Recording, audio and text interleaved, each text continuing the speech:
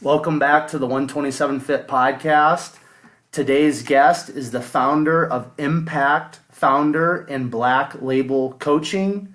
She is also an author, keynote speaker, performance coach, storyteller, and entrepreneur. Today's guest is Kristin Darga. Kristin, I want to welcome you to the 127 Fit podcast. Thanks for having me. For sure. So, Kristin, we're just going to dive right into things. I've got 4 questions that I kind of like to call the conversational warm-up here. So the first question that I have for you is, how do you start your day? Do you have a specific morning routine or morning ritual that you like to stick to on most mornings? Yeah, it varies. I'm not much of a routine person in some ways, and I am in others. But I definitely, like 4 days a week, it's straight to the gym. Like coffee, then gym. Okay, cool. Yeah. It definitely is coffee first. That's a must. Coffee and gym. And then the other days, if I'm not working out, I try to do meditation then coffee. Okay, cool. Now, gym, is that like a Globo gym? Is it CrossFit? Is it yoga? Like what type of movement do you usually like to incorporate? It changes, but at the time, right now, it's Fitwall. Okay, and is that rock climbing, I'm assuming? Or? It's not. It's actually, I don't know how to explain it, but it's high intensity interval training. Cool. On a device that everyone has their own individual device. It's like a wall, and it kind of has different rungs like on a ladder. Oh, okay, cool. So you use that for squats, for pull-ups, for push-ups, for... Never heard of it. TRX for everything. Sweet. Awesome. Love it. Okay, for the next 3 questions, if there's more than one, feel free to share. But do you have a favorite book or book that you like to gift often? And since you're an author, go ahead and share with the listeners your book as well, if you don't mind. I don't usually read my book. But yes, I have a book, and you can get it on Amazon. It's the name of my company, so Impact Founder. And then it's inspirational stories of entrepreneurs who risk everything for what they believe in. Awesome. Which is a very long subhead. Anyway, it's short stories of entrepreneurs with really beautiful photos. We have photojournalism as a part of Impact Founder, which is a media company, and written stories. So we have short stories of successes and challenges that they faced. Yeah. So that's one. Right. Second part of that question. What's your favorite book or a book that you like to gift often? The funny part about this is that I think there's 2 books that I love that as a coach and as a business owner, I think are imperative books for people to read.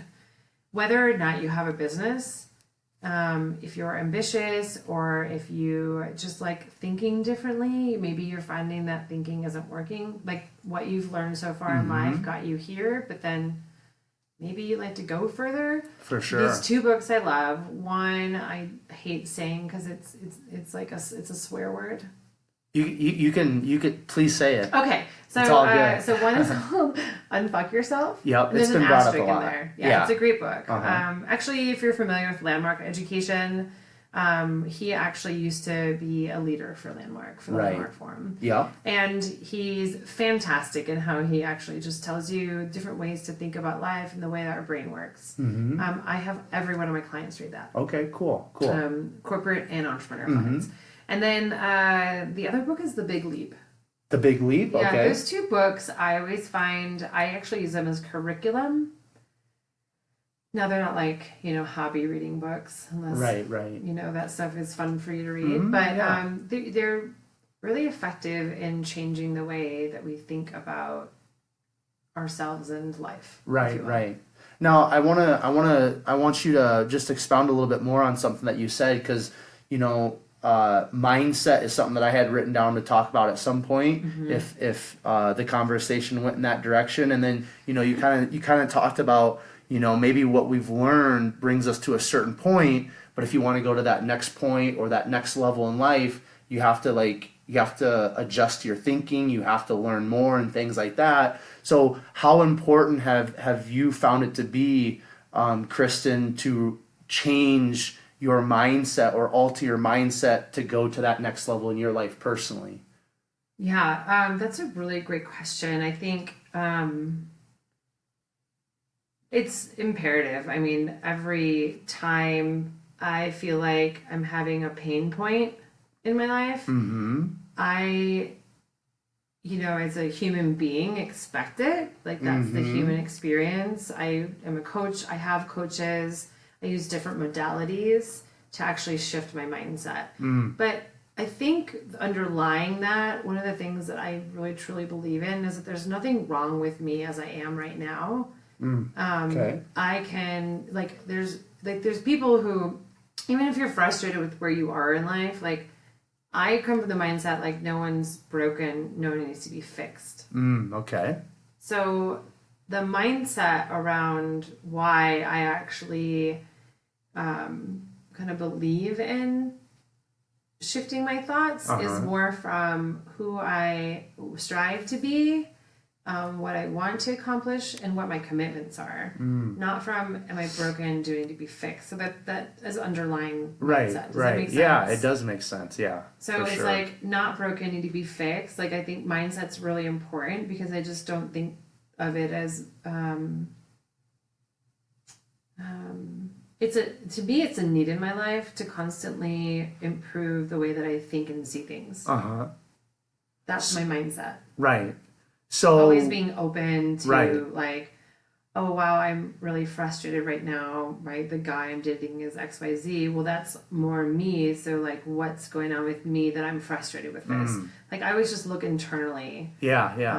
I don't know. That was a weird answer, but hopefully that made some sense. It's a good answer, because I mean, you're sharing from your heart, but I do want to ask you also about like the conditioned thoughts. Or, I mean, what's kind of your take on like conditioned thoughts? Because from the time that we, enter into this world, there are certain thoughts, there's certain beliefs, there's certain actions that are modeled to us by the adults in our lives, and then they become a part of us and ingrained in us. And a lot of human beings, from my experience, they never let go, or they never step into the awakening of that they have these conditioned things in their lives. They never break through, and so basically, from my perspective, they live an unfulfilled life, or they never tap into that full potential as a human being. So from your perspective, from your life experience, Kristin, what are kind of your thoughts on the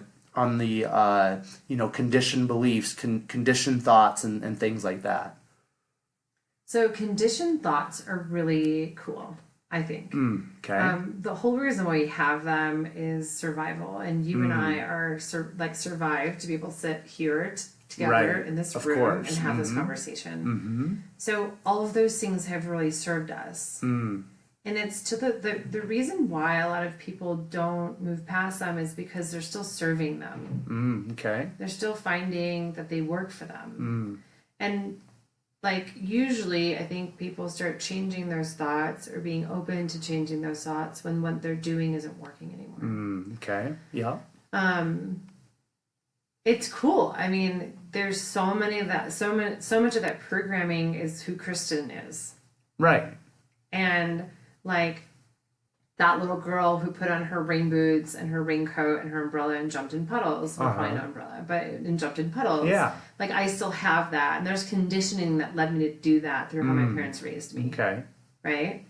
Yeah. But there's also conditioning, like maybe around money or around love or around success. Right. That also comes from those things. And it's like that little zest for life, jumping in the puddles, really works for me a lot of times. Right. Like, I'm a very serious person, but I'm super playful. So that adds to my benefit, that I grew up in a family that was like always super playful and fun and adventurous. But in the same breath, like, some of those things that don't work for me, like maybe some conditioning I used to have around money or worthiness. Right. Those, they stopped working for me at a certain point because I was no longer able to fulfill on my commitments. Right. And so whether it was my commitment to myself, my commitment to the community that I'm building, or my commitment to others. Does that make sense? Yeah. Yeah. So career, community, Okay. That's when that starts to shift for most people. Yeah. Or like relationship, right? Yeah. I appreciate that perspective, because that's a perspective that I haven't heard on my podcast yet. And it's not a perspective that I've been open to, in the sense of like nobody's really presented that to me. So it's great. I really appreciate that. So the third question, is there a favorite quote, mantra, or word? Now, this could be something in the present season of life. It could be from a past season of life. Because for me, I know personally, I love quotes. I love mantras. I'm a wordy. I love words. And for different seasons, there's kind of different quotes, mantras, and words for me. So maybe the present season or a past season quote, mantra, or word that's been impactful in your life, Kristin. 2. Awesome. The word is possibility, which that's the first one that came to mind. All right. I'm always looking for what's possible in a situation, even when all I can see is what's not. Okay. So it's just like that there is a time in my life where I've always been like this eternal optimist and realist. Right. Okay. Yeah. So possibility just speaks to that. It's like, okay, this is what we're dealing with, but what's possible? And that's kind of always where my mind goes. And the other one I wish I wrote down, but it just came to me. It's by Werner Erhard, and it's you don't have to go searching for love when it's where you come from. Okay. Can you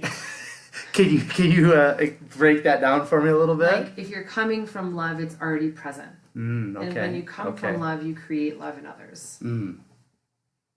So I'm going to ask you, from your opinion, from your perspective, what is love? Oh, come on, man. So I was defining love in that moment as an individual inside of an individual. Correct. Yep. Okay, so I'm going to stay on par with that. Perfect. But I would think that love comes with acceptance, compassion. Yeah, I think those two would be what I'm talking about there. And being. So if you don't have to go searching for love when it's where you come from, it's like having compassion and understanding for your own humanity, for being just a messed up human sometimes, but loving yourself in spite of that, or as well as that. Right. Compassion is there inside of that. And then the last thing is being, like being love. Which, it doesn't mean that's always true, but going back to that being true north. So if you find yourself acting in a certain way that's causing dissonance, then you kind of shift back to how you're being. Like, how am I being right now? How am I thinking? Like, what's creating that behavior? Yeah. So that would be going back to love. So being, the way you're being is love or not love. Right. Like critical versus compassionate. So if somebody doesn't love themselves, if they don't have that acceptance, compassion for themselves, and they're not being love, are they then able to love somebody else or not? Sure, of course. You can still love someone else, but love just looks different than acceptance and compassion in that case. Okay. Love can look like a lot of different things for different individuals. I think that's what it means to me.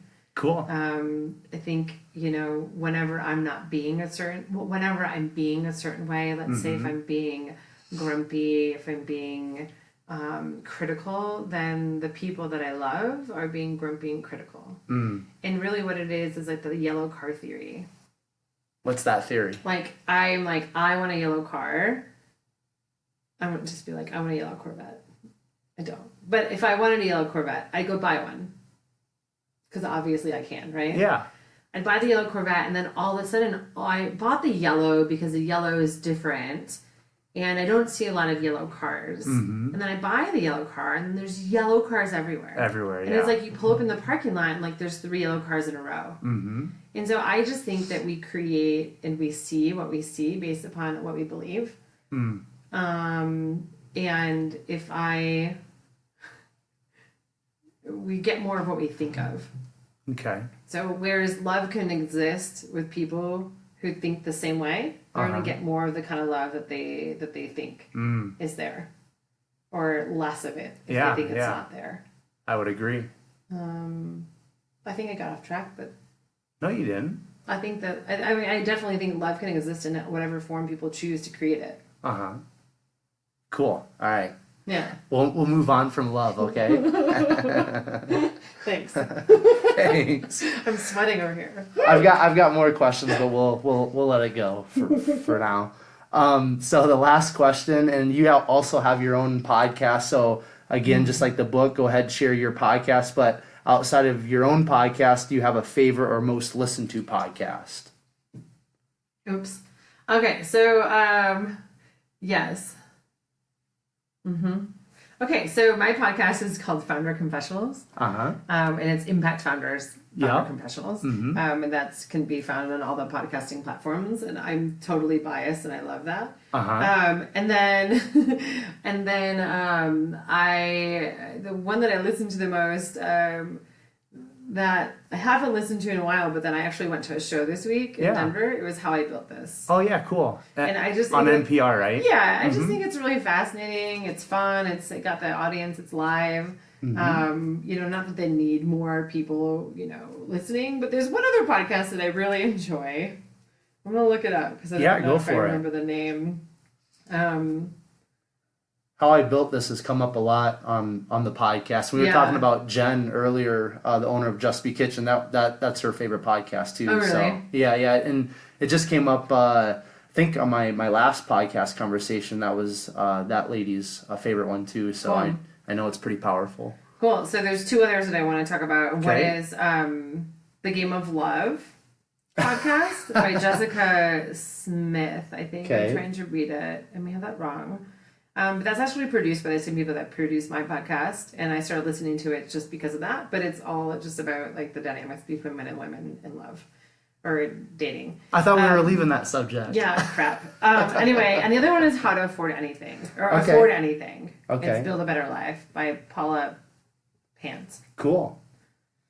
So those are the three that I listen to more frequently than others. Love it. All right, so we're going to just dig into a little bit of your backstory, your background. So if you don't mind sharing, Kristin, with myself and the 127 Fit podcast listeners, where did you grow up? Kind of what did some of those younger years look like? Were you involved in extracurricular activities, sports, things like that? You already talked about jumping in puddles. So, just share with us kind of where you grew up. What did those earlier years look like? Is there maybe a memory or two that you have from your childhood that has been, pretty profound in who you've become as a woman today? So. Okay. So I was born in Detroit, Michigan. There we go. Grew up outside of Detroit in Troy, Michigan, and Sterling Heights at different times. And I was always, like, my family, this is a cool story. My parents met skiing. Cool. I think my dad ran into my mom, but Mom and Dad, if you're listening, I have no idea. I have to ask you again. They met skiing, and so skiing was a really important part of our family life and still is. Like, I'll go to New York in a couple of weeks to see my sister's family, and all of us, my nephews, my brother, we'll all go skiing. Cool, awesome.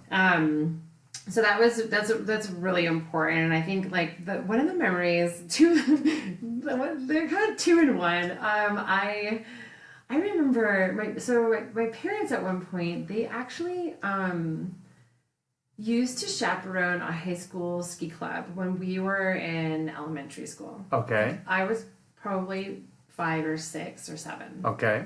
Maybe 6.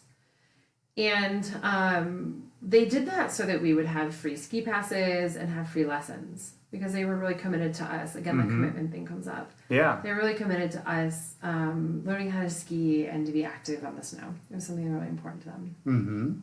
I remember going to, I think, Blue Mountain in Canada. Okay. One year with the whole bus of like high school kids. That was pretty freaking cool because I was a kid. I was like 6. Yeah. I remember we stayed in these hostels, and they were going out to go sledding one night, because we were we weren't with my parents. We were in the hostel with the kids, Right. And so my sister and I were like, yeah, we're going to go. And we went. But we went in our pajamas without like anything else. We had like the little footy pajamas. Yeah. That like the onesie we thing? got in so much trouble. Yeah, I bet. I mean, we had garbage bags, you know, because like, we Uh-huh. didn't have our sleds. Yeah, so yeah. we just had garbage bags and our pajamas, and we were trying to sled down the hill. Right, And yeah. there's like parts I don't remember because obviously I was 6. Yeah. But that was a really fun memory. Again, it was like this adventurous family. Like I'm really thankful for that. I think that like those trips and them, you know, kind of putting their volunteer time out there, their extra time, if you will, with like 2 parents of 2 kids, like 2 girls, like 6 and 9 or like 5 and 8, you know, right. Putting their volunteer extra time, like people have that, people don't really, but they do, into chaperoning a high school so that their children could have ski lessons completely shaped my life. I went on to like ski racing and some competitive snowboarding. Okay. And that Mm-hmm. ended up snowballing into going to Michigan State, which I know you've written down there. Yeah, MSU, journalism. To Michigan State study journalism because I wanted to work for a snowboarding magazine. Cool. And then, you know, in my before I graduated, I did that. So it's like them doing that showed me, it was possible to include that in my life. I taught skiing and snowboarding in high school and part of college, and I got my own ski pass that way. Yeah. So it's like I learned from an early age, like where there was a will, there was a way. It was like, no, we're not going to pay for your ski pass. And so I taught skiing, and I loved it. Cool. What's the outside of kind of like just the adventure of it? What is it about like kind of those snow sports, like the skiing and things like that just kind of like light you up? Is it kind of like an adrenaline rush, or is there something else besides that? Obviously, but I mean, there's that. Yeah, well, I don't know. You know, like pushing yourself, right? Because I feel like you know, entrepreneurship and skiing, like if you're gonna really push yourself, you know, if you push yourself in the mountains, it's equivalent to what you're doing in your business. You don't have to do that, but it pushes you. You know, yeah, I mean, winter in the Midwest sucks. It's really crappy. It's cold, it's windy, it's snow, ice, rain, it's negative, it's frigid, it's rain when you want snow. And I think, you know, without really realizing it, it just brought me so much happiness to be outside having an activity with fitness. Now I know more, right? Now I'm like, I need to go move my body. It brings me happiness. Right. It's definitely like a fitness thing. And now I work out to be able to ski better. Where like clearly when I was like 10, I just went skiing. Of course, I didn't care. I don't even remember if I was ever sore. So, you know, now I'm like, oh man, I'm sore. I should work out more. But, you know, there's that tie to like brain chemistry and happiness. And the Midwest is a dreary Michigan. I don't know about everywhere else. Michigan, in the middle of Michigan, is a really great place in the winter. And so it was like a way to bring happiness and joy and fun and like friendship. I mean, like some of my friends I've skied with, they will always be friends. Right. I mean, most of my friendships have skiing involved. Some don't. Most of them. And they're my people. Yeah, it's beautiful. Yeah. So before we move on from kind of like the younger years and kind of start talking a little bit about college and post-college, was there anything, I'm sure there is, and you don't have to share if you don't want to, but was there anything like something that maybe came up when you were younger that you like struggled with, you know, anything like, because when I was a tween and stuff like that, that's when like anxiety became a big part of my life and had to start, you know, figuring out how to work through all that. But is there anything that you can think of that maybe shaped who you are today in the sense of something that was a struggle or something negative? Yeah, I mean, this one actually, I talk a lot in my keynotes about this. And some of them, and it also was a memory that shaped who I am now. Right. Which I'm sure, like, your memories of anxiety have something to do with mindset or something now, right? Yep. So, you know, my grandparents were very generous with us. As a child, they, you know, we were really close. We lived within a mile of each other. My whole family, my aunt and uncle, my nephews. I'm not my nephews, but what are those people? Cousins. Sorry, guys. We're really, really close. Yeah. We had a very close family. And still do. But we lived very close to each other. So I would always bring my grades to my grandparents, like my report cards. And my cousin, who is younger than me, and then my sister, who is a couple years older than me, were like straight A honor roll students. And I've had like spidey sense for people my whole life, but I haven't always been academic in the way that we say academia. I'm in no way, shape, or form stupid, but at some point in that process, when I was being paid for my grades, I remember working with a tutor for math and like having a C. But I was so freaking proud of not failing. Like and I was a pretty good student mostly, but I was like so proud of not failing. And I remember kind of like having this experience where I just really didn't get paid much for my grades, and they would pay us based upon A, B, C, D, E, whatever we got. And I remember just being like, I'm never gonna amount to anything. Like I'm stupid. And that became like you know, like we said before, like those conditioning thoughts. Like that was a conditioning thought that I had that I created based upon like a reward system. My grandparents were like trying to encourage us to do better. Right. They were just. It was like such a good thing they were trying to do, but it like ended up, you know, for me, really bringing up the fact that I wasn't as good as my sister or my cousin. And I think I just like made up that I was stupid, and I lived my life like I was not going to amount to anything. So, you know, I found an alternative path because I didn't think the other one was worth it for me. Like I wouldn't make it in that way. Yeah. Interesting. Which probably isn't the case. We won't ever know. Yeah, right. But you know, the beauty is that like I actually think that's what shaped me into being an entrepreneur. So, because I didn't fit in the box, right? Right. Yeah. No, I get that. I don't fit in the box either, nor do I want to. But so that story that you began to tell yourself that, you know, you were stupid, right? Is that what you said? Yeah, or pretty much. You weren't good enough. I'm you're not dumb. good enough, all that. So at what stage of your life were you able to let go of that, realize that story was false, and break through that and just kind of, you know, let it all go? I mean, it's really funny because I'll say, oh, well, I really tried to prove that I wasn't for a really long time. And that's actually different than breaking through it. So I proved it, and like it was like I almost like stuck it to my grandma, like that poor woman, like all she was trying to do is encourage me, right? And I remember transferring schools to show her that I was like smart. And I remember like she had to be my graduation, and like luckily she was, because it was like right before she passed away. So I feel very blessed, and you know, it's clear to me that like it was a really beautiful situation where she could be there and I could have that acknowledgement. But it was always looking for acknowledgement. Right. It was like trying to fulfill on something that I would never actually fulfill on. Like nothing would ever be good enough. Yeah. No matter what I achieved. So, when did I break through that? Yeah. I mean, I am like very ambitious. I think you probably read my title and I can feel the energy. Yeah. I mean, you also read like.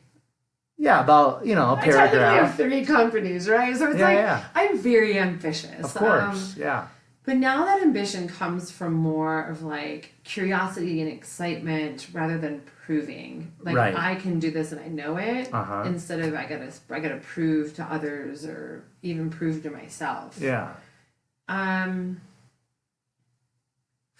Really, building Impact Founder probably broke that out of me. So, but how? I mean, what? I mean, it was like a drudge for a long time. So I think all of the bottoms that I hit. And the coaching, like I've had a coach since 2014. Yeah.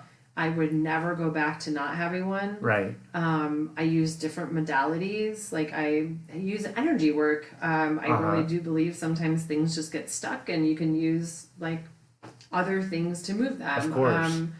But yes, always coaching. That changed a lot of those thoughts and the processes. Like the first one, I would say I was trained to be a coach in 2014, but then I participated in the Landmark Forum. And I think that when I did that, it really started to hit me, like, so the programming that I had and how it did and did not work for me in the ways that, like, I actually wanted to achieve things, and it was working against that achievement. So trying to prove to people that I could do something was actually working against my goals. Yeah. So it sounds like through coaching, through focusing on your thoughts and your mindset, that's when you were truly able to break through the story that you were telling yourself from a very young age through that situation with your grandma. Is that fair to say? Absolutely. Okay. And then I would even say, other people, but that again, that goes back to, like, I think during the forum I realized the story I was telling myself. I didn't realize this later, but it was like it didn't line up with or coincide with my commitment. Yeah. Again, that goal. Like, there's so many things that I've achieved that have been empty and meaningless. Like, they don't mean anything to me when I get there, because I've been trying to do it to prove. Yeah. Now in the achievement, it's like, well, what's my commitment? And I'm fulfilling on that. And it's like, cool. Right now my commitment is, like, I don't know, making more money this year than ever, because that actually allows me to build Impact Founder without me being in it. Right. Like, maybe that's what it looks like this year, and I'm super committed to that. And all of a sudden, Impact Founder is growing because I've stepped out of the production and I'm making money elsewhere. Like, it's just, it's like, as long as I'm aligned with my commitment, right, and it's not to prove myself, then I know that I'm fulfilling on. What are you laughing about? I'm just smiling because you sound like another guest that I had on recently. So. Oh shit! I'm not original. No, it's not No, really. I'm kidding. It's not I'm really what totally you're messing saying. with It's you. It's just how you're. It's just kind of like your. Yeah. It's not like what you're saying per se, but it's just like some of your like mannerisms and the way you're saying things. It makes me smile. Yeah, good. All right, smiles are good. It's not bad. Yeah, smiles are great. But anyway, it's just like I realized that, like, there's a difference between taking actions inside of my commitment or taking actions inside of, in this case, proving myself. In some cases,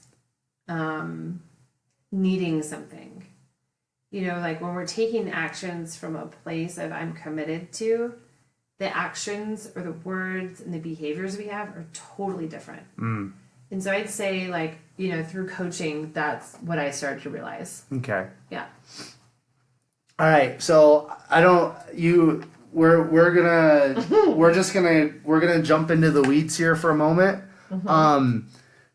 Like I had one of my recent guests on. She worked on Wall Street for quite a few years, and then it was in the the tech scene and things like that, and worked her way up the corporate ladder and did an amazing job. And we had some great conversations in just the sense of being a female. Okay, there's the feminine and there's the masculine, right? So I'm very fascinated because I've had two. The woman I just mentioned, and then there's another woman that was a very successful businesswoman on the podcast, and she actually started talking about this feminine and masculine energy and things like that. And I'm very, as a man, as a very masculine man and a man's man, I call myself. I'm very fascinated with the masculine and the feminine. Yeah. Because I have my own take on it and perspective and all that. But I wanna ask you, Kristin, as a very successful entrepreneur, as a very successful businesswoman, all of that type of stuff, where does that masculine and feminine come in? Because I asked my previous guest, I said, well, I'm assuming that you probably were in the masculine a lot on Wall Street. You're surrounded by men, all this type of stuff. There's, different things going on, different dynamics, different energies, but that masculine, I'm assuming you wore a lot, and she said yes. And then we got into kind of like the relationship talk and how that probably on some level, deterred certain relationships or certain guys and all that type of stuff. So for you, have you found that you have had to show up in the masculine in the majority of your life in a lot of situations? Have you had to kind of work through that and realize that that feminine is very important? Just break that down a little bit, because again, I'm fascinated by it, and I think it's a very important subject for my listeners and myself to learn more about, and specifically to hear a successful businesswoman talking about it. I think it's something that needs to be shared more. So however you want to take all of that, I would like to kind of get your perspective on your experience with living in the masculine, learning that maybe you need to live more in the feminine. What does that look like for you? Yeah. So society is set up professionally in most professions, and we'll just say in the business world. Okay. In the masculine. Right. So there's a couple different things. Like when I was in New York City, it was like, there's two parts to this. Like you have to, as a woman, we have the masculine and feminine. As a man, there's masculine and feminine, right? So there's some people that are more on one side or the other. You got that. I realized in New York, if I was in my feminine, I could say this two ways. If I was in my feminine in a board meeting with a lot of men who are high-powered finance, financial advisors, or in finance, in Wall Street, etc., I would need to ebb and flow between the feminine and masculine. I couldn't be in the feminine too long because then I'd be too weak. Right. And I couldn't be in the masculine too long because they would fight me. They'd be competitive. Right. So it's interesting because as a woman, I feel my best when I'm in my feminine. Okay. Now I can feel like strong and powerful in my masculine too, but that only lasts so long.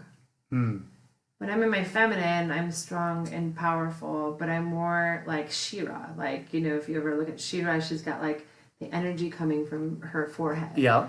It's like this like power from within instead of competitive challenge power. Does that make sense? Of course it does. Okay. Yeah. So, I mean, it's interesting because productivity, action, accomplishment, those are all masculine.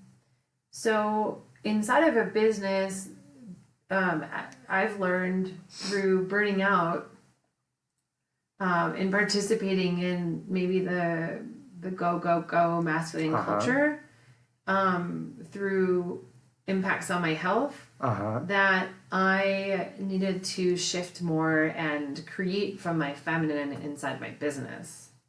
And to me, what that looks like is that today I had a healing session for an hour and a half.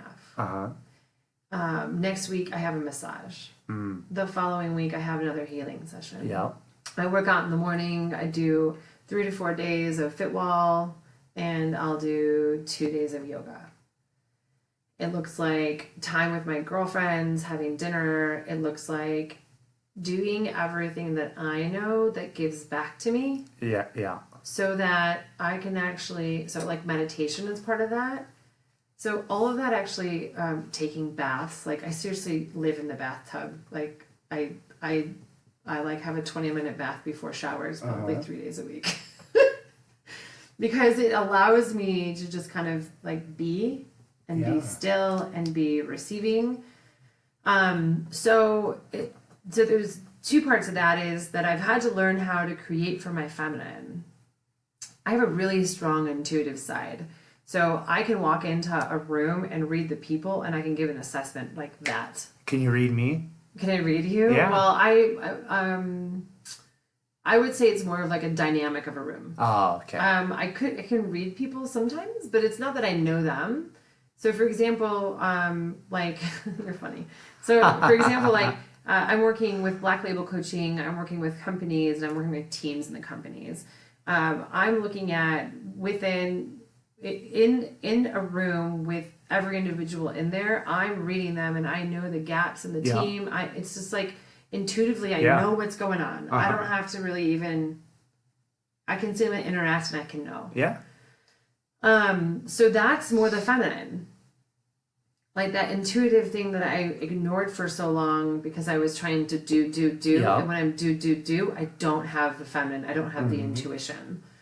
So I'm building my businesses more around that intuition, which means that I have to actually do the nurture side of the feminine more. So get my nails done. Like, it doesn't have to be nails, but for me, that it's time with a girlfriend brings that to me. Yeah.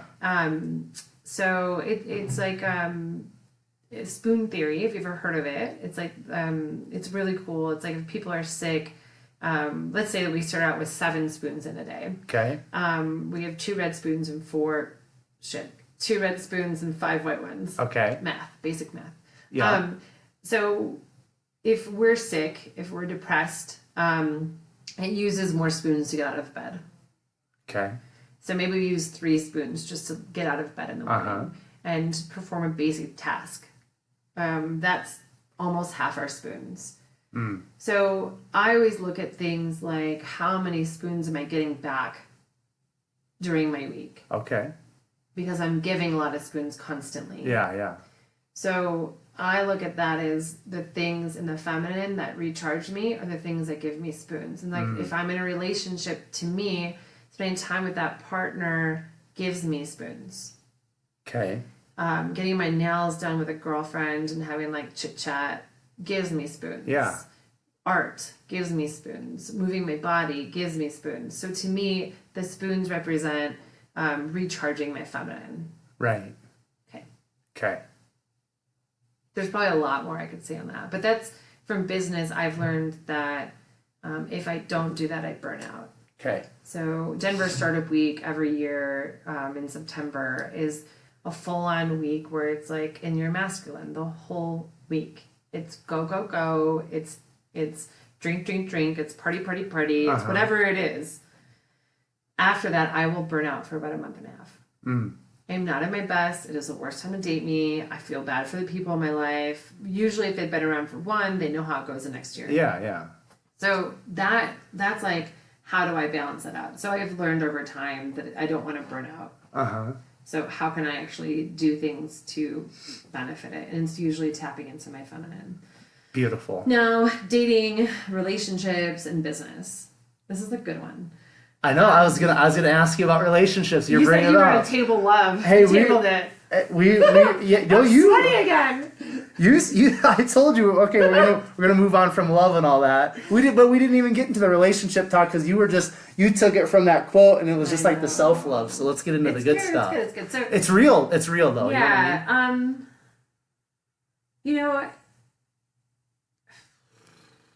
I mean, whether or not I'm in my masculine or feminine, I'm an alpha or female. Okay. If I'm in a room of alpha females, I tend to back down. I tend to be not the top dog. I don't know why. It's just the pecking order. Maybe my sister's the top alpha in my family, so I just like to the corner. You know? So that adds a bit of masculinity, right? So there's a bit of masculine with my personality and feminine. So I've actually had to learn how to be in my feminine in a relationship.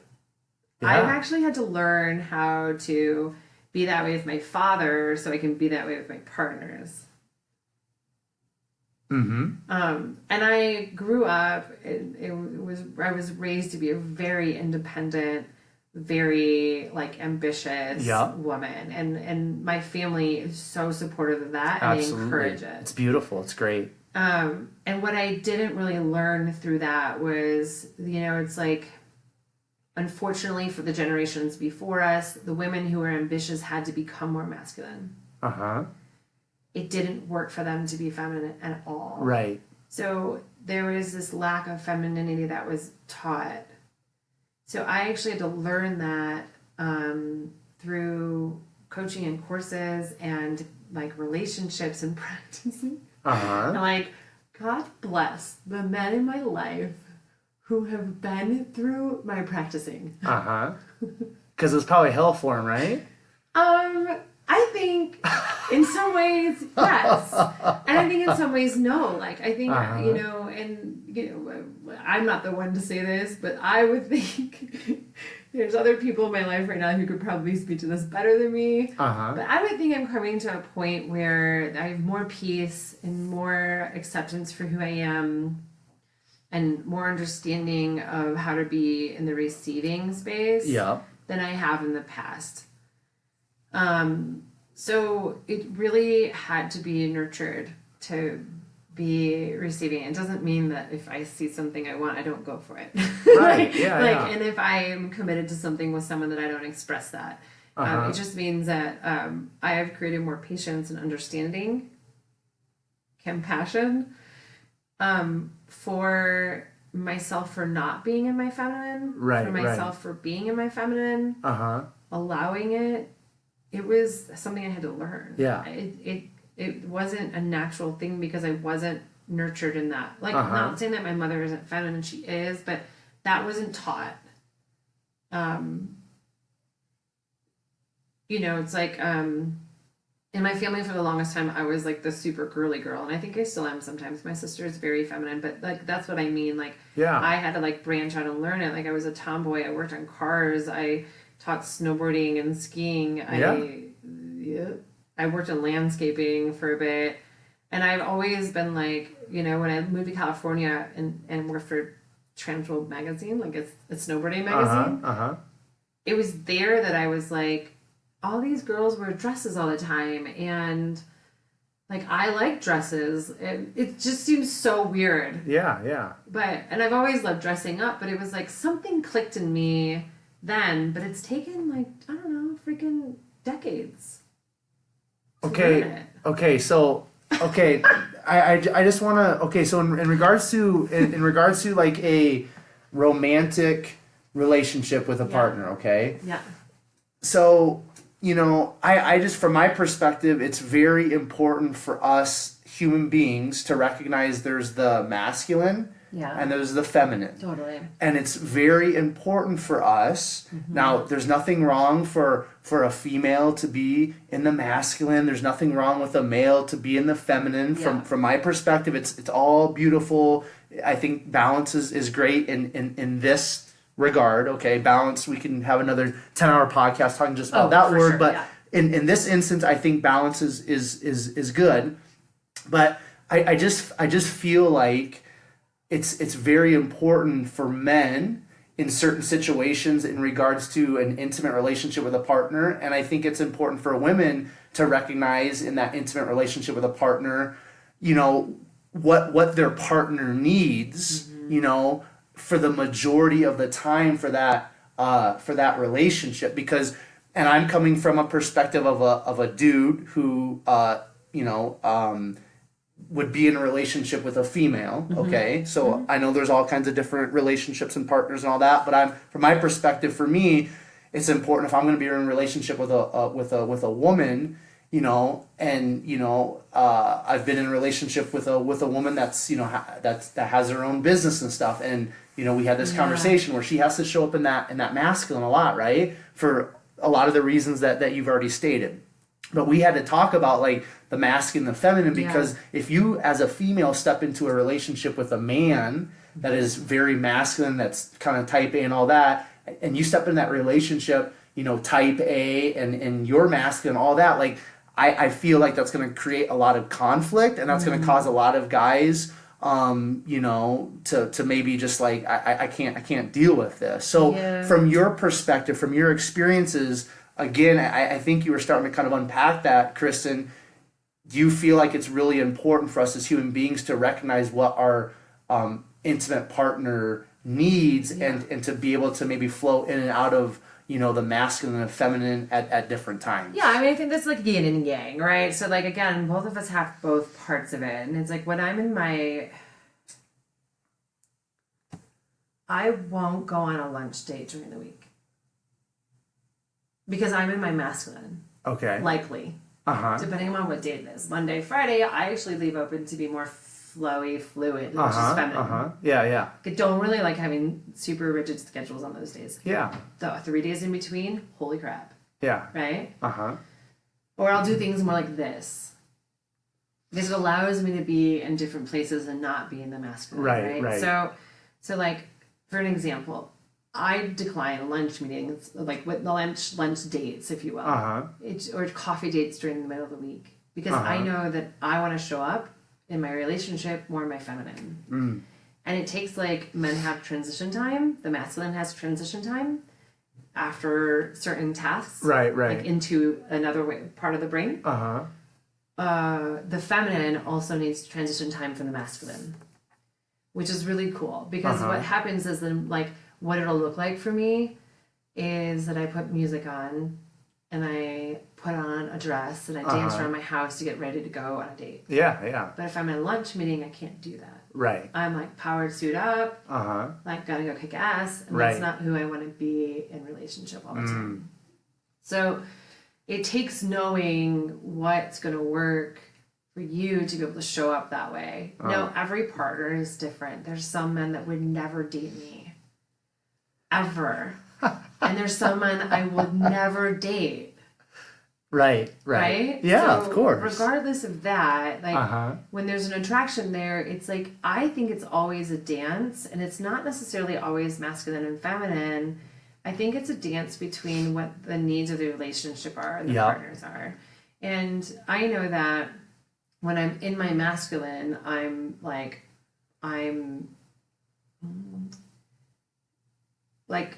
unfortunately, like I said, that time during Denver startup week and like this very busy season, I'm more in that space no matter what I do. Like it's just calls for it.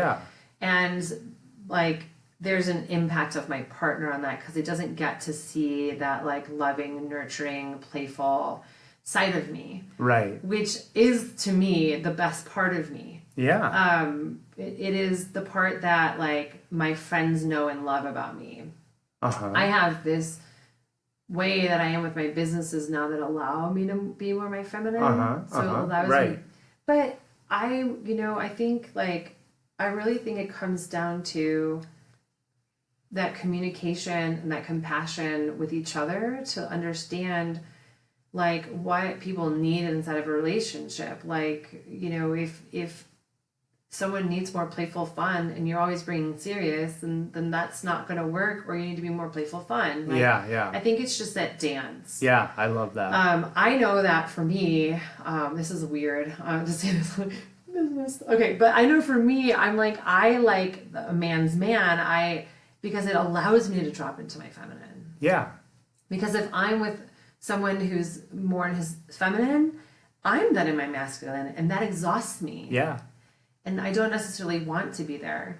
Like, my vision is power couples supporting each other's dreams and like knowing that we actually have that balance and that flow. But it has to be created. Because again, with that alpha and that like I can be in my masculine, that can actually really put men off. It can. Especially the ones that are very insecure, which those are the ones that you don't even want. There's no way they're going to be around me. Of course not. Or they're going to be in their feminine and be insecure with me, and it's going to like it'll just make me want it. No offense. It makes me want to vomit. I get paid a lot of money to listen to people's problems. So. But you know what though? It's so powerful. It's so powerful, Kristin, when a man or a woman, a human being knows what they want. You know what I mean? Because it seems like, from my perspective, there's a lot of people that they have no clue what they want, whether that's in a relationship, or a career. So it's very powerful, and I believe it's very important for us as human beings to know like who we want and what we want, right? Yeah, and I think this is something that I was just thinking. I think being in your feminine is receiving a lot of relationship, and that takes being really confident. But not confident in an FU sort of way, but confident in I'm confident in us. I'm confident in me. I'm confident in you. That sort of patience in receiving for the feminine takes extreme strength to do that. And that brings in that acceptance and compassion. And I think like that sort of thing in the feminine, I think our culture doesn't really reward that. I don't think the feminine is often rewarded. So, I don't know. Anyway, we could go on about this Yeah, for no, hours, it's cool. but I think it's really fascinating because I find it depends upon where I am in my business, where I can be in my feminine. Yeah. And it's a constant like Dance. cultivating that. Right. Like I know, like I was just like for Christmas I asked for art and dance classes because I know I need more of that. Yeah. And that's feminine. Uh-huh. Like with my friends, we were sitting around at our friend's game night 2 weeks ago, and all the women were like, let's do like this like really great feminine like nurturing night, and I'm like, I'm all in. I want to plan it. Right. Yeah.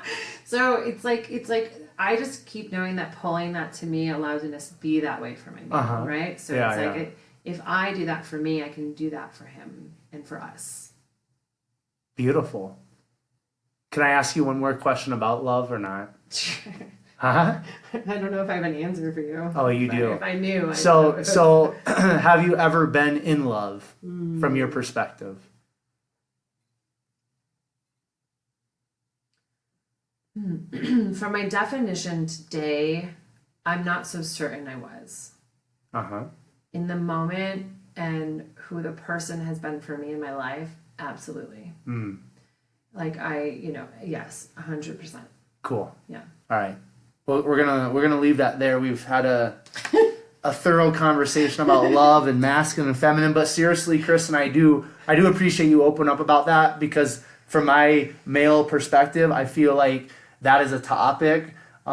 Successful women, it's very valuable for you to be talking about that stuff and to get that out there, because I think it's something that needs to be heard more from the female side. Can I ask you a question about Absolutely, yep. Okay, so it's interesting because as a woman who's driven and has had success, I often downplay it to men. Downplay what? My success. Okay. Or what I do. Why? Because I've been taught that a woman who's ambitious and successful like that intimidates men. Insecure men, absolutely. Yeah, so let me ask you. So I guess you just answer that. So it's like, so when you said that, it's like, I think what I would, maybe I'll just say instead of asking you, I think what I would like to actually leave out there is that like, that no matter who, whether it's a woman or a man, that's very intimidating for a lot of people who are insecure. So I think for the women who are listening, I actually just want to say, like, no matter if you're masculine or feminine, because it can be really hard and tricky to figure out. Absolutely, yeah. Is that there's definitely a match energetically. But I also would say don't downplay what you do and who you are and what you accomplish. Absolutely, because I 100%. think that confidence that comes through that and that passion that comes through that and that drive is really sexy to a lot of men. Absolutely, yeah. And I think that oftentimes women are conditioned not to do that. And I think that that's doing a disservice to yourself, but it's also doing a disservice to men, because then when they meet a woman who's successful, they are intimidated. They're not used to that. But if more women are actually confident and not competitive in their success, that is appealing to men. Yeah. And I think just because we're talking about this, and I know there's probably women listening, that to leave them with it's not the success. It's the competitiveness that comes with it that it turns men off. Like I have zero competitiveness with my partners about what they're doing. I 100% get behind their passion, and I want to actually be in the supportive role. Does it mean like, oh, I bring you zucchini bread? Maybe. Is that support for you? Then yes. Does it mean that like I connect you to other business owners that help you? Then if that's what you want, yes. But it's like I want to actually lift up other people and their dreams. I don't want to compete with them. Right. So I think that's the thing that outwardly with success and men can really cause that combative insecurity, if you will. Yeah. That sounds like a keynote speech right there. Oh crap! No, that's not my. Mm-mm. So you don't have a question for me then? No, I think I had the question. Okay. Like. I like it when my guests ask me questions. I'm sorry. I thought it was a question, but maybe I ended up answering part of it. Okay. But you said it first. If you have a question here in the next few minutes, you ask me. We have been going for 59 minutes, so we're going to head towards the finish line. But I want to touch on a little bit before we wrap things up, just that the entrepreneurship side of things, because I've had a lot of entrepreneurs on the podcast. I've had some amazing conversations with them. With social media, with kind of the younger generation, being an entrepreneur has some way somehow become something that's very glamorous, because we see the private jets, or we see the Lamborghinis, all this different stuff, and money and everything like that, right? And there are aspects of being an entrepreneur that are very rewarding, and different things like that. There are some glamorous sides of it, but I just want you to touch on a little bit, because I feel like, as I did a little bit of research on you and looking into some of your stuff, you really want to bring a light on the reality of entrepreneurship, the good, but then maybe the struggles and things like that as well. So just share a little bit, Chris, in regards to kind of the reality of entrepreneurship, and kind of like some of those hardships and kind of that grind that you have to go through at times to kind of reach the goal that you want to reach. Yeah, I mean, so Impact Founder, right? So it's a media company where we tell these stories. Yeah. And I started telling those stories because I noticed that there were a couple of, deaths. So there were 2 suicides, and one person died in his sleep in like 2015 that summer. Uh-huh. The year prior to that, I was actually in a relationship with someone who almost took his life. And related to business and personal. Right. So I just kind of thought, like, what, this goes back to that intuition, by the way. Yeah. What can I do? I'm having conversations with founders, and one-on-one, I can have a personal impact. Yeah. And I did a little bit more research and realized that there was it's like 70% of entrepreneurs have some sort of admitted mental health concern, or anything from ADHD to schizophrenia to depression. Right. So I did some of that research, and I thought, like, what can I do, right? So I started Impact Founder as a photography exhibit to tell these stories about those successes and challenges. And really, let's be honest, like, it's the human condition. Right. Like entrepreneur is not separate from human. Right, of course. Like entrepreneur, human. Yeah. Same. Yeah. It's just that with the high risk and not often high reward that's experienced, like in the first 5 years, depending on what you're building and what it looks like, there's a high rate of rejection, failure, anxiety that people experience, because they're constantly putting themselves out there. The pace, the risk is so high. So, I built this to talk about those successes and challenges, and again, it's like humans have this experience. Of course, and it's amplified in entrepreneurship. So you're using other people's money. Yeah. Often, and a lot of it. You're giving up a lot of your life, and some people don't give that up, but like relationships can suffer. They don't have to. Right. Yeah, of course. And so you're living this commitment to your company in a way that, like, if you have a job, you don't do the same way. Most jobs. There's always the exception and the outliers. Right. So we talk about those challenges and how people overcome them, to let people know that they're not alone in it. Not for nothing, building this is giving me my own set of, like, what the F moments. Yeah. But,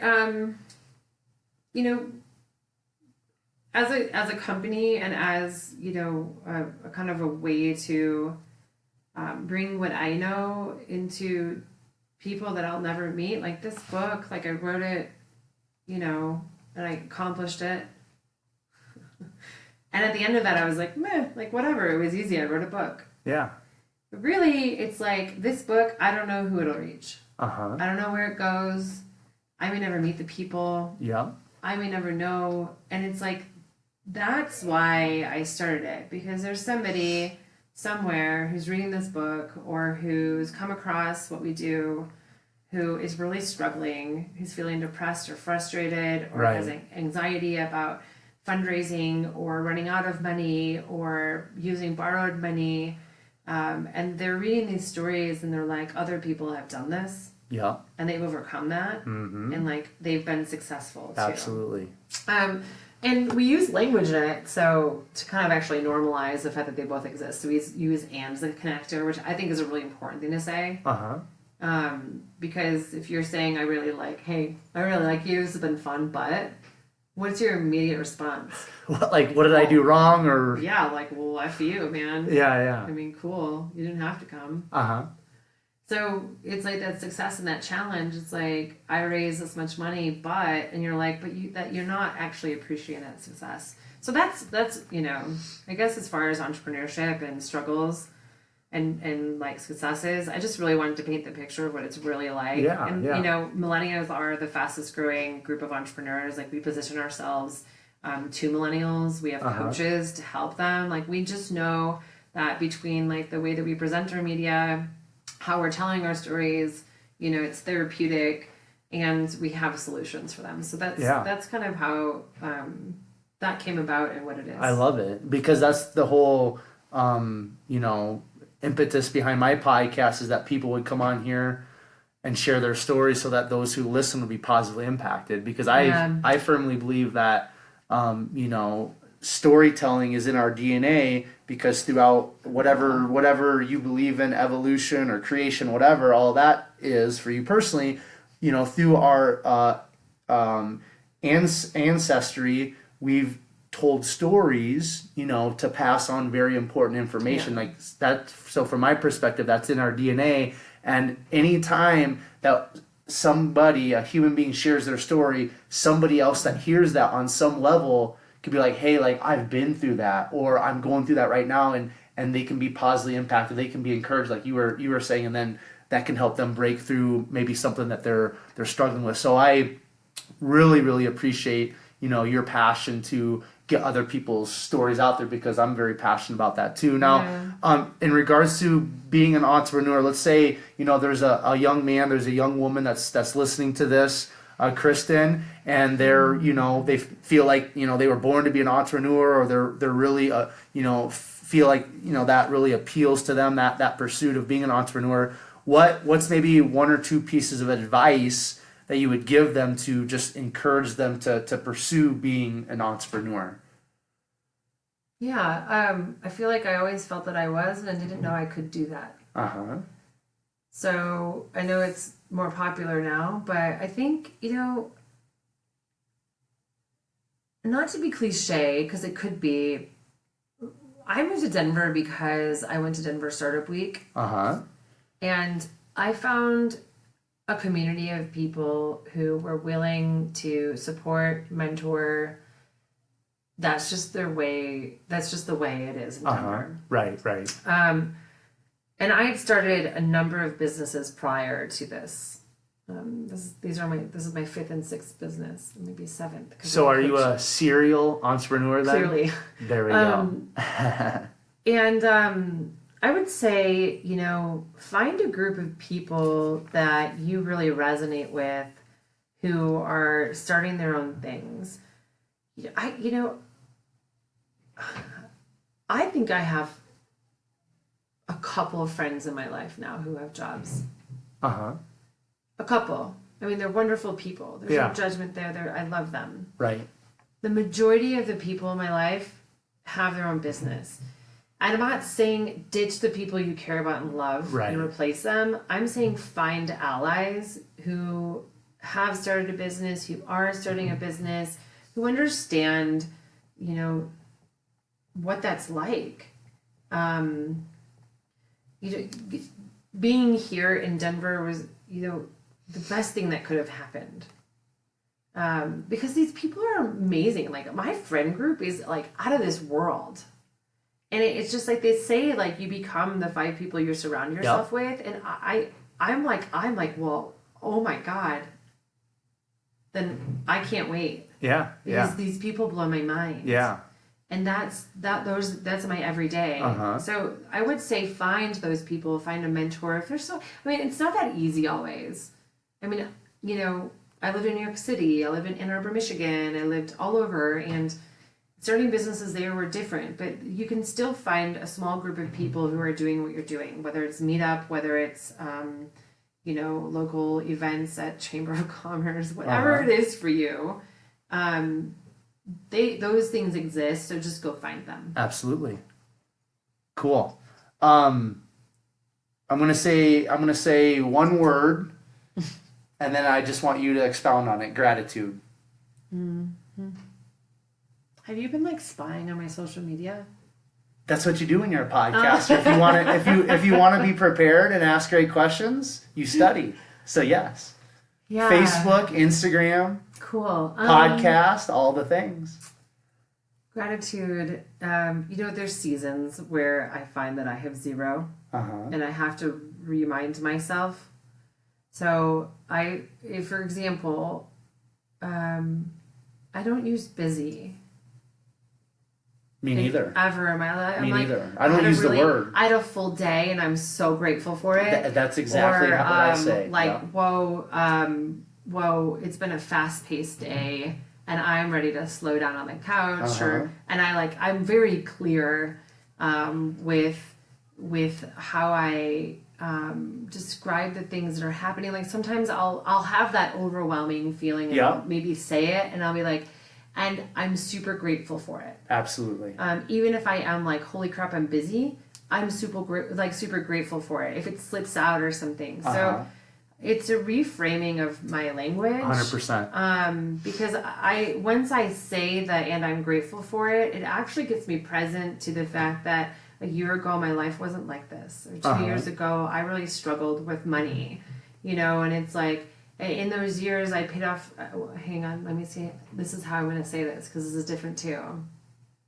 As I've gotten to my place of financial stability and freedom, where I'm constantly grateful. Like I had a check that came in that was like the biggest check I've gotten in a long time, and I sat my butt down, a little bit more PC, and I wrote down all the things that I was grateful for that was there. And it's a practice, and it's not easy. It's very simple. But just to reframe things when you catch yourself with it, that's something that I constantly am doing. Love it. I also do a thing where, like, in the days that I meditate, that I do like a couple things. Like I say a couple things I'm grateful for. Cool. That's gratitude. Very good. All right. If there's one spot. Okay, this could be a restaurant, this could be a park, however you want to take it. If there's one spot in Denver that you could go, what spot would it be? Oh, crap. One. Only one. It's like not even Denver, really. Okay, well, outside of Denver. Hang on. It can be Colorado. This is the toughest question. Okay, there's a spot I go to. That's not it. That's not the one I want. One spot. One spot. Only one.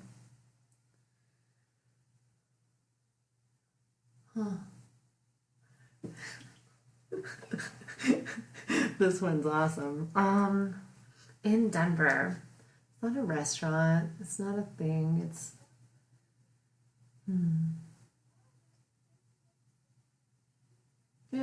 this one comes to mind. I'd say like a peaceful spot for me. And this probably is because it helps ground me and tap me into my feminine. How do you like that tie-in? It's the bridge. The bridge is on like 15th Street over the water. And by REI. Yeah. Like I've known myself when I'm walking downtown to like my office or walking back from something, like just stopping in those spots. It's like instant peace in the middle of the city. Beautiful. Okay. So before I ask you the last question, is there anything that you wish I would have asked you, or is there something that's burning inside of you that you want to share with the world before we wrap things up? No, this has been great. Cool. You're doing great. Thank you. So I do want to acknowledge you, Kristin, because earlier you were talking about when I mentioned something about giving advice to aspiring entrepreneurs, you said find allies, and you said, you're just blown away by, the people that are in your life. I'm a firm believer in the law of attraction. So whatever you're putting out, whatever I'm putting out, those type of people are going to come into our life. So I just want to acknowledge you for putting that energy into the world and being one of those amazing people doing amazing things. And you are bringing or attracting those people into your life. So as you look around, you're kind of like mind blown because like, oh, this person's a part of my network and I've got this person as a friend. You're like, the big thing for me is like, if you want somebody in your life, like you be the one, you be the person, and then those people will show up in your life. So I want to acknowledge you for being a powerful individual, and kind of like my mantra is be someone to follow. So you're being someone to follow. So I appreciate that, and I thank you for doing that. The last question that I have for you, Kristin, is what sets your soul on fire?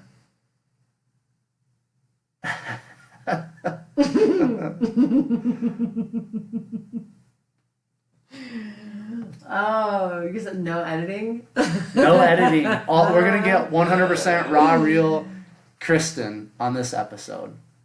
Talking about things you probably did not think you're going to talk about on a fitness podcast, right? What sets my soul on fire is seeing other people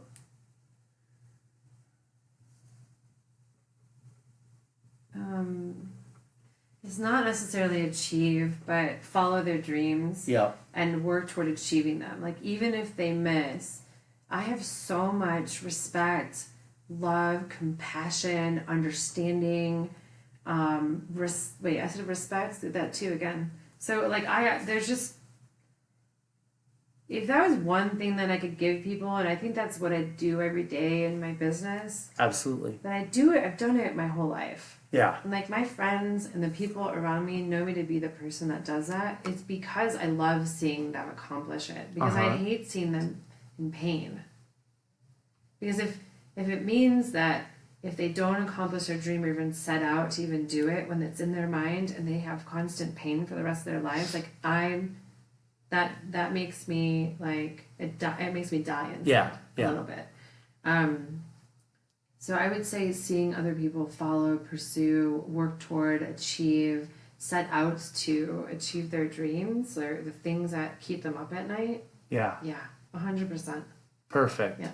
All right, so if somebody wants to reach out to you, if somebody wants to follow along with what's going on in your life, where can the listeners find you? Yeah, so it's really simple. Yeah. It's at Impact Founder pretty much everywhere. Perfect. The book is different. The podcast is Founder Confessionals. Yeah. Impact Founder would even bring that up. Like personally, at Kristin Darga, everywhere. I love it when people reach out to me. I think that, I'd like to be approachable in that way for people who are curious about, doing their own thing. So that's it. Awesome. Very simple. Cool. I'm not Lindsay Vaughn. Like, I don't have a phone number that's like a Google number that I give people to text. And who else does that? It just did the other day. Kurt Richardson. I think. No, not Kurt Richardson. What's his name from How I Built This? I just lost it. But I don't know. Yeah, I don't have that either. Okay. One day. One day I'll have someone manage all the text messages. One day. I'm kidding. Cool. So, Kristin, thank you for the opportunity to connect today, and thank you for sharing your story. I greatly appreciate it. So yeah, awesome. Thank you so much for having me. For sure. Great questions. Thank you. So, listeners, I just want to thank you once again for your listening ears. I'm always very grateful and thankful for you hanging out with myself and the guests that I'm bringing on to the 127 Fit podcast. If you would like to find out more about the guests that I'm bringing onto the podcast, if you'd like to find out more about myself, you can find me on Instagram at 127fit. Facebook is at Quentin Vars. LinkedIn, Quentin Vars. If you guys would do me a huge favor and please leave a 5-star rating and review and also subscribe to the podcast, that would be greatly appreciated. If you think you would be a great guest, or if you have a friend or an acquaintance that you think would be a great guest or guest for the 127 Fit podcast, or if you are interested in sponsoring the 127 Fit podcast, you can send me an email or give this email out. That email is 127fit@gmail.com. Also, if you are interested in being a monthly patron for the 127 Fit podcast, you can just go to @127fit on Instagram, go to my bio, and you can become a patron and support the podcast monthly. And if you guys would do me another huge favor, and whatever episode or episodes you're finding great value in for the 127 Fit podcast, just take that episode or episodes and share it on your Facebook and Instagram stories using the hashtag #BeSomeoneToFollow. That will be cool. And then per the usual, I will leave you with Proverbs 24:10, which states, if you faint in the day of adversity, your strength is small. This time until next time, I will catch you guys later.